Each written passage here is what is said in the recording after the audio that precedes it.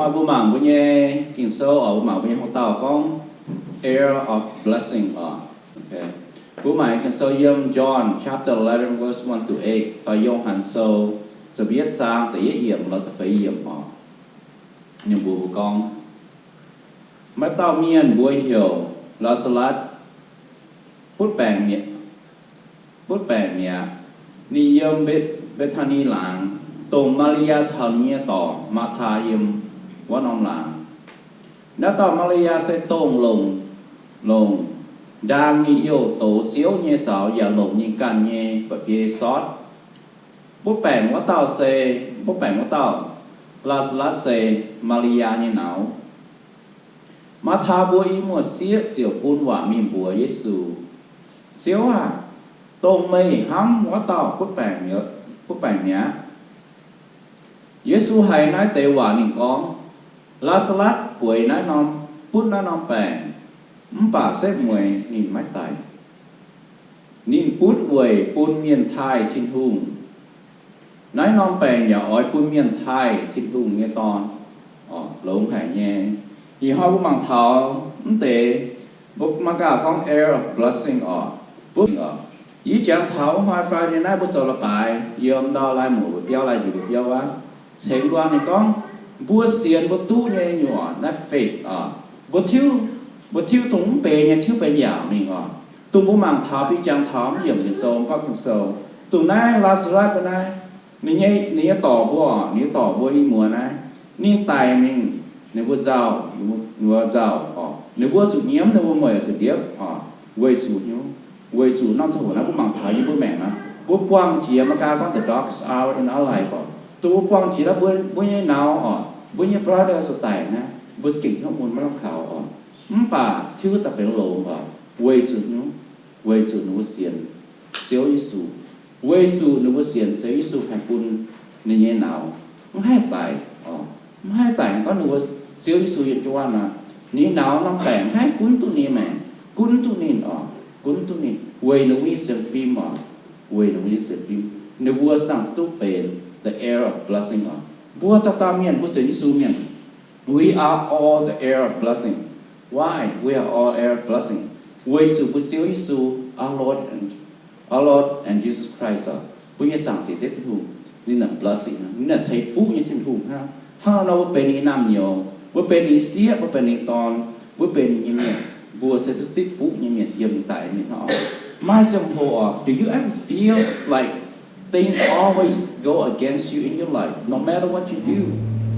you all face circumstances that go against you maybe we are facing a difficult situation in our life right now and that didn't look like it would get any better for us mà sao hồi với bùi mẹ của hai của hắn con rồi nhu bút rồi như cũng hai to tiệt sao của hắn cũng hai pen bút đó hắn cũng hai sâu bút chia mà làm mà nổi hắn như bùi như mẹ hắn rồi nhu à mà thầy ba bút như bùi mẹ bút quăng kiếm thầy cháu á giúp quăng kiếm thầy cháu á nó có bút mẹ cái về rồi nhu bùi mà quăng thầy cháu hắn nó hai tút cầu lộn bùi hai chia tút nó bông ấy hai chia tút ham cháu hai chia tút nó toàn tiếp có thi như bùi béo bùi như mẹ nó bố xuống ham ta cũng mong thằng thầy cháu như bùi mẹ họ we have prayed to God but it seems like nothing is happening okay nothing changes it always seems like it's getting worse and worse and worse our depression getting worse our discouragement getting bigger cũng mà thầy cháu thầy giúp cho bùi nhau chăm chứ mình ha bùa ta cạo bùi người biết ta cạo thiên hù không bảo con hai bùi như bẻ hồ chứ mình hai bùi ban hà hồ chứ mình hai lại nhau như bùi nhau hồ chứ mình ha bùi cho bùi mẹ hồ chứ mình sao chứ mình hết cháu thiên hù cũng hai bùi ta cạo như vậy hết cháu xuống má thiên hù ra họ bùi xuống nhiêu nằm thầu bùi xuống phải nhiêu thầu nằm tòng có một miền sốt thở nè không miền sốt thở nè ô mua sợi thiên hù nè sợi có đám này thỉnh tung bùa mua ta cạo là miền xịn mà chỗ nào mà bố nói hiểu nào mà chú hay khỏe thầm mũi nó chú hay đúa thầm đúa mà với chủ màu với chủ nái sa tàn như con dậy đúa của but we have to trust God and release our faith God will turn our darkest hour into our greatest blessing và bùa sẽ phục nhớ thiên hùng bùa sẽ xiên vẫn thiên hùng bùa sẽ khảo thiên hùng bùa sẽ quân thiên hùng quản quân xem phim và sẽ quân quản xem phim tung bút quang sự nhà khấu chế sang hồ quang sự bấm mùi địa đau sang hồ trên hương to nó sang hồ này sâu bờ hồng như xì yêu bùi mẹ xây phúc con bùa Hamata Samaria nào Samaria này nó quang chế khấu quang chế nó bấm mùi địa đau sang hồ quay sự nó mà sự phim như bữa sáng địa chứ nó quay sự nó khảo bữa chiếu sự tụ nó sang hồ nếu bùi như hiếu tham mà chỉ nhiều tài nếu bùi như nguyên hạt giang tài nếu bùi như mùi tiếp chỉ đó sẽ có môn chỗ được với như nào bà hết như một người hết như một người với sự nỗ như nào tôi nặng phải họ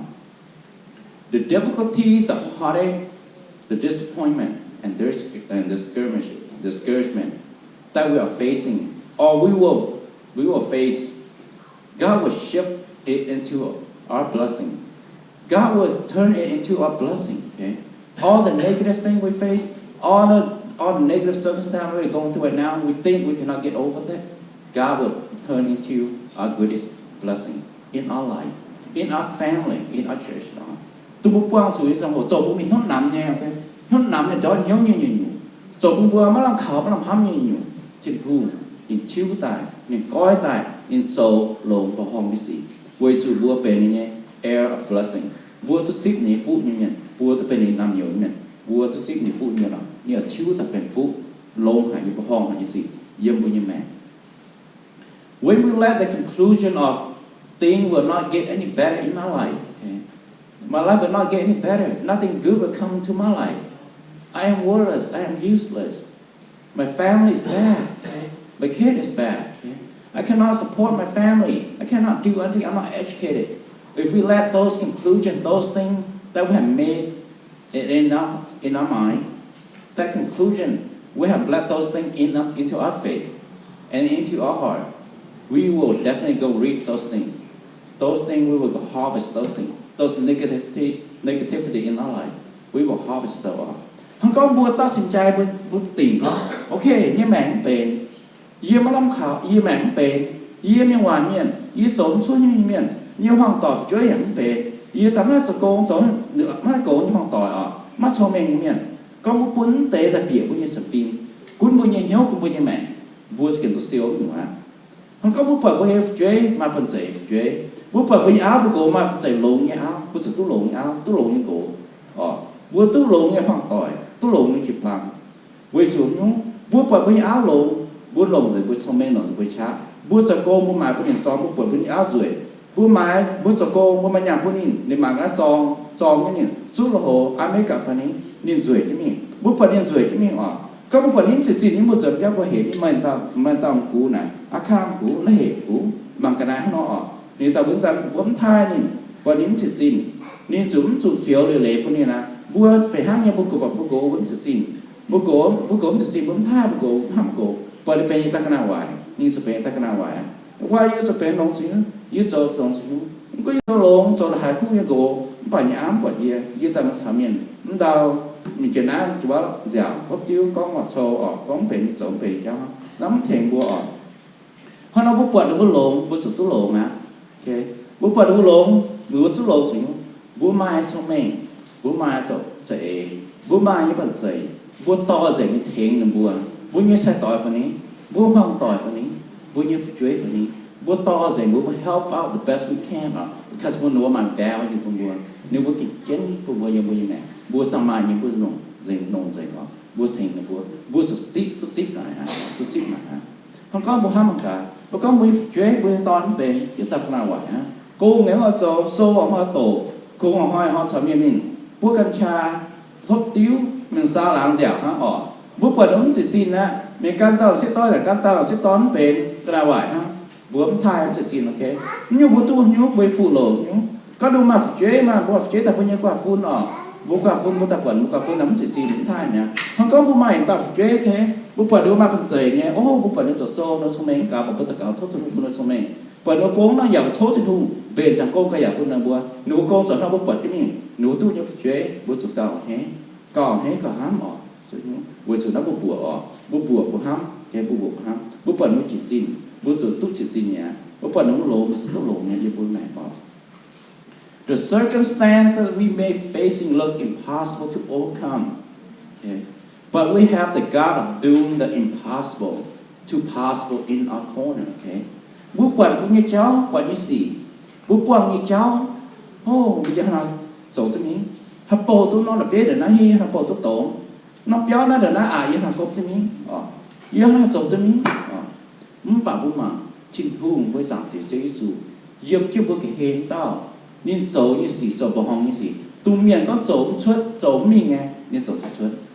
tu miệng có tài mình hay năng tài, nên quân tài hay năng tài, tu miệng có một sinh mẹ nhưng mà hắn nào tu quật, mà cái 2,000 years ago, right? Even now bố mà cả bố có một scientist, bố chân là hai như quay buồn sinh mẹ như nhiên nô hạt dấu như là phụ đồ mạng tập quậy phải để cái nó là không có chữ Giêsu ha đừng nói như là của mà cả sai nhưนี้แต่มาถ้าphụ đồ nặng tài nobody except our God and Lord Jesus Christ nó hạt dấu như buồn hạt dấu như tụ miền hạt dấu như ba miền hạt dấu như buồn sáng thì hạt dấu tự suốt God is the God doing the impossible turning to possible in our corner in our life buồn mai ta chế số yếm chú bùi mẹ yếm chú bùi hiền cháu buồn nó chẳng hộ tụi bùi ham thằng ô bùi chỗ mình chỗ chuẩn hai nhỏ tụi ta chỉ buồn á nên có thầy nhỉ buồn hiếu nên xiên nên khảo nên nó nên sự buồn buồn sự tích nên buồn sẽเป็น the air of blessing in your life yếm bùi mẹ na since the Almighty God is for us the blessing of happiness is for us right why hắn có bữa sáng thì chưa trên cùng hết chỉ là chưa cùng bỏ hong hay như thế cùng mà chưa bị chưa mặt mình cùng nên bên như siêu nên bên bữa thịt cùng chuyện gì bữa sinh bữa tích hiu chuyện nhiều bang on chuyện nhiều bang on như phú yêu của nhà mẹ bữa tôi xin này nó quỳ của nhà quỳ sự bữa bé này nghe bữa bé này nghe qua the air of blessing all the good blessing we will receive because we are the air of blessing. It all comes from our God, Lord Jesus Christ. Bố tôi chỉ với sự yêu bố rằng thì chơi sự bố tài, nỉ phú yêu người hóa tài, điều chỉ bố tôi chịu nỉ phú, về sự bố bề nỉ nghe. We might think that our life is so bad, right? Our situation is so impossible to change. Okay. So mà trong hồ bố hâm thảo với mẹ kiếm bền hay, cái đót hay cái hay nắm hay yêu với mẹ, bố mẹ bền giống như là giống như là giống suốt mình có ôm mà màng thấm chiêu mà chỗ nó sợi là chỗ này mấy màng thấm về bên bà béo là bẩn thứ nhà có đó cuốn thứ nhà cô mà mắt chỗ quỳ mà màng về Hôm nào sẽ muốn change our life to God, become a child of God. Hôm nào muốn thiếu bố mẹ là buôn thiên hùng á, muốn cho bố mẹ buôn thiên hùng á, okay. Bên thiên hùng như nam nhiều, bên thiên hùng như xía, bên thiên hùng như toàn, bên thiên hùng như chuế, muốn cho thiếu bố mẹ buôn thiên hùng, okay. Hôm nào buôn thiên hùng này, we give the impossible to God and become the heir of blessing. Tung bố thiếu bố mẹ, we change our life to God, we give our life to God. That means we give our impossible that we think is impossible to God, and we become the heir of blessing, become impossible or become possible. Tu bố ham nhé, không hai trời nhé, bố bé này nhé nhé, bố bún nhé, nụ bố bé này nhé, zip nhé phụ lộ nhé, zip nhé phụ lộ nhé, bố bé này phụ chuối. God will make things happen in our life. We may not think of it. Bố số ham thở, thịt hùng này do con xảy phụ con bùa. Ở quân bố như mẹ cứ tu lộ chỉ có số mạng thọ chính thọ giảng thọ mua bằng cả Maria Samata này ní náo tài nè ní bút máu vậy nhiều hả bút máu nhiều có ô cái xe tu đâu nghe sạch ở tu đâu nghe tu bút xéo đi xù thọ nó bút yêu chúa là ní náo như bèn xuống lộn rồi nhớ lâu nếu máu nó tao tức bèn tức lộn rồi nhớ không bảo bút xéo tình hùng bút xéo tình hùng xéo đi xù ní bút nắng cầu nó blessing nắng cầu không cầu pun là bùa, ni là số cao lông chỉ pun là bùa, ni là pun ni não tài mỏ, ni não tài mình, pun ni ăn năng tại tôi zip như mèn vậy đó, tôi zip mèn cả, cao lông chỉ cao lông chỉ, quay sự nó mèn một thứ xíu xíu, quay sự nó xiên xíu xíu, quay sự nó hám thầu hám giải nhé, mà tao con ô, thiên hùng, bút nè, quay thiên hùng bút xíu xíu, bút bẻ bút lông hám, nó bút chúng pun bút tài cả, cao lông chỉ như blessing như núi mèn The situation, the people who are against us will turn around and support us because they see what it's like to be the heir of blessing. Bún như mèn, miền tu mảng kia bớt tệ, mảng tổ bớt tệ, mảng phải bớt trống xuân như tệ, trống xuân như tệ, phải bớt mắt bận sấy tệ, mắt thông minh tệ, mắt làm nòng tệ, chắc bớt yếu bớt tôi bớt mình tập bài tòng trên thiên thu, tụng chắc bớt con tổ bớt quệ bớt yếm bớt nhàn hàng bớt tất cả lành xin thiên thu tệ này. Tung tệ cái nó vừa against vấn tệ này, về thiên hùng như hám, thiên hùng như phú liều nhiều bữa phun bữa, nếu bữa bắt thiên hùng như phú yếm bữa, nếu bữa cho zip thiên hùng thật xấu, rồi đồng ý chiếu, giờ nếu bữa như mẹ, về bữa xiên khảo bữa sáng tiệt chứ không, bữa cho zip mình phú, bữa cho zip mình hám, tung tệ miền tụng có vấn tệ này, tung bắt thiên hùng như hám, nếu bữa phi nếu cho open air blessing nếu bữa cho sắp bữa phải hám nhé, open thiên hùng như nằm nhiều. Ở bên trong những xía, ở bên trong những tòn, ở dưới những phút yên nuôi mẹ có. So stay in faith and watch the blessing rain down in your life, in our life. Hôm nay bố sẽ uốn khẩu ở thiên thiên, bố mất tập bố sẽ phim nằm, mất tập bố sẽ phim đó, mất tập bố mất làm khẩu ở thiên thiên, hạt suất yêu mình sẽ phim, mất làm hám nhé, hạt suất yêu mình sẽ phim, bố sẽ xấu hơn nhé, bố sẽ phim, bố sẽ xấu hơn nhé thiên thiên, bố chúa chứ mà. Thiên hùng kho này thằng tao cảnh phú tổ này phú dìa liều dìa yếm với mẹ tắc quăng rồi với mẹ lộn chứ lộn như ngọ lộn với mẹ sâu chính kín của mình tất quả. God will make you the testimony of heir of blessing. God will use your life to be the testimony of heir of blessing.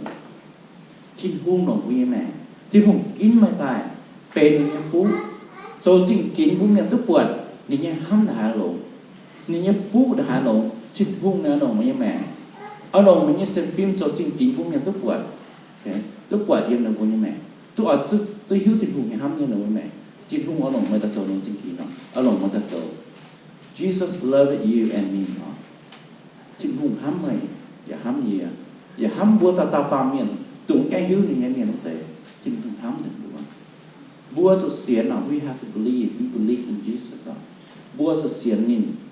bua cho khảo tình nín, ở cho xiên nín, ham ma ta tham lệ ăn xiên nín à,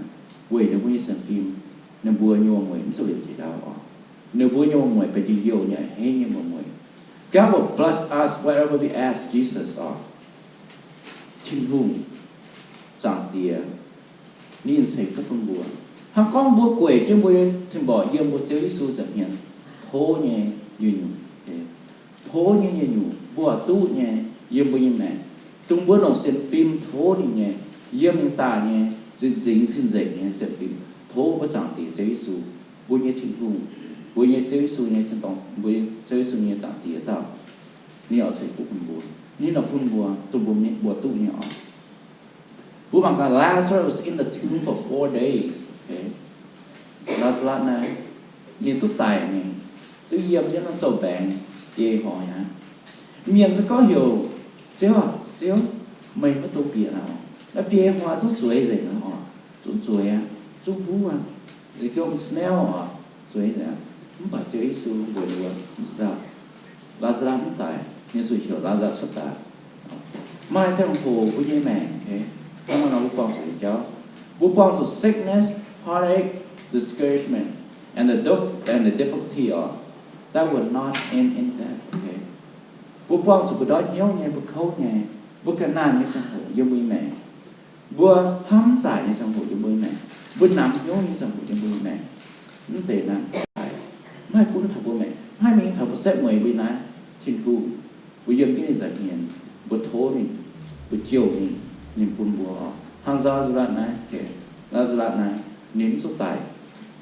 bẻ cuốn sụt như mẹ bẻ cuốn sụt nhìn họ bẻ cuốn sụt nhìn chơi sụt cuốn nhìn tại trong hồ nếm sẽ có một số cái bẻ tài mà hiếu tài mà hiếu tài họ chơi sụt cuốn nhìn nằm tài chơi sụt cuốn Maria Martha mà làm khẩu mà làm hám quay sụt nhưng có xiên này khẩu này if we believe we will see the glory of God hắn có bố xiên bố xiên tức là thiên cung như chẳng là giống như mẹ con bố khảo thiên cung bố xiên tức là thiên cung chẳng là giống như mẹ if we believe we will see the glory of God okay?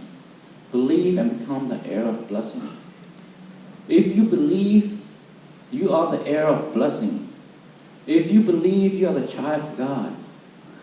if you believe all the blessing that God has is for you you will receive those blessings in your life có mấy xiên mấy chút tiếp thiên hùng như chẳng là có mấy chút xiên thiên hùng mấy chút bên này làm nhiều mấy chút xiên thiên hùng mớiสั่งchỉ Giêsu đi mà như phúc mà như nhiều lồng nghe này thấy được mấy mấy chút tiếp này mấy chút tiếp này có mấy xiên này xiên như thế mấy mẹ mà bèn phầnนี้mấy mà cô phầnนี้mà khâu như mình hiếu phầnนี้mà khâu như mấy mẹ phầnนี้mà làm khảo hám giải mà nổi như mẹ phầnนี้mới xiên có thiên hùng nên bền giang nói bền giang mấy bèn lồng bền giang mấy hiếu mà bền hiếu bền giang mấy còn phám phong dậy má hiếu là nhớ thằng mấy còn phám để nhớ thằng mấy nhớ cô mấy kinh nghiệm hơn của cho mấy tổ chức chính cho mấy tổ chức này à mấy believe in God and you will become the heir of blessing à mấy tổ bền thiên hùng như làm nhiều mấy tổ chức nhẹ phụ như nhẹ phụ lầu như nhẹ chức nhẹ phụ như nhẹ giống như mẹ riêng à you become the heir of blessing à